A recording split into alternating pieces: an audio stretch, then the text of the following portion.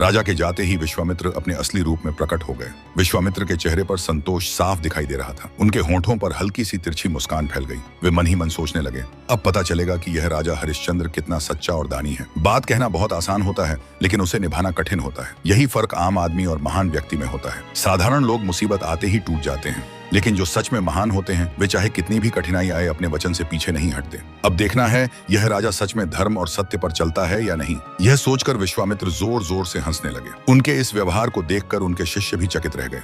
दूसरी ओर राजा हरिश्चंद्र को यह पता ही नहीं था कि उनके साथ चाल चली जा चुकी है। वे राजधानी लौटते समय यही सोचते रहे कि अपनी पत्नी शैव्या और पुत्र रोहिताश्व को यह बात कैसे बताएंगे। उन्हें न राज्य की चिंता थी, न धन का मोह, बस अपने पुत्र के मन की चिंता उन्हें खाए जा रही थी। जब वे महल पहुंचे तो शैव्या ने उनके उदास चेहरे को देखकर पूछा, स्वामी आज आप इतने परेशान क्यों हैं? क्या किसी दुखी व्यक्ति की इच्छा पूरी नहीं हो सकी? आपकी उदासी देखकर मेरा मन भी भारी हो रहा है। राजा ने धीमी आवाज में कहा, प्रिय वन में एक साध्वी के कहने पर मैंने अपना सब कुछ दान कर दिया है। इसी कारण मन व्यथित है। अब तुम्हें और रोहिताश्व को कैसे पाल पाऊंगा? यह सुनकर शैव्या पहले तो चौंकी, फिर मुस्कुराकर बोली, नाथ इसमें दुख की क्या बात है? हम राज्य के झंझट में उलझकर धर्म और भक्ति को भूल चुके थे। अब हमें सत्य के मार्ग पर चलने का पूरा अवसर मिलेगा। रोहिताश्व ने भी पिता की बात से सहमति जताई। इससे राजा का मन कुछ हल्का हो गया। अगले दिन राजा दरबार में बैठे ही थे कि विश्वामित्र वहां आ पहुंचे। उन्हें देखते ही सभी सभासद खड़े हो गए।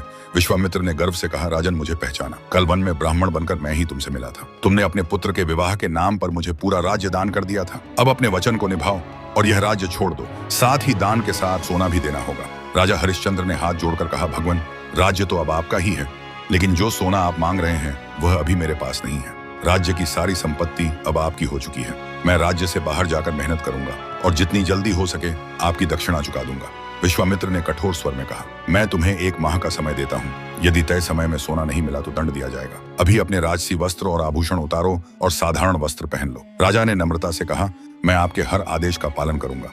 यदि वचन निभा न सका तो हर दंड स्वीकार करूंगा। यह कहकर उन्होंने अपने आभूषण उतार दिए और साधारण कपड़े पहन लिए। फिर वे भारी मन से महल की ओर लौट गए। जनता यह दृश्य देखकर भावुक हो उठी और एक साथ बोल पड़ी, नहीं राजन, हम आपको अकेला नहीं जाने देंगे। हम आपकी परछाई बनकर साथ चलेंगे। तभी विश्वामित्र अपने रथ पर सवार होकर अंगरक्षकों के साथ वहां आ पहुंचे। आगे क्या हुआ यह जानने के लिए चैनल को सब्सक्राइब कर नेक्स्ट पार्ट जरूर लिखें।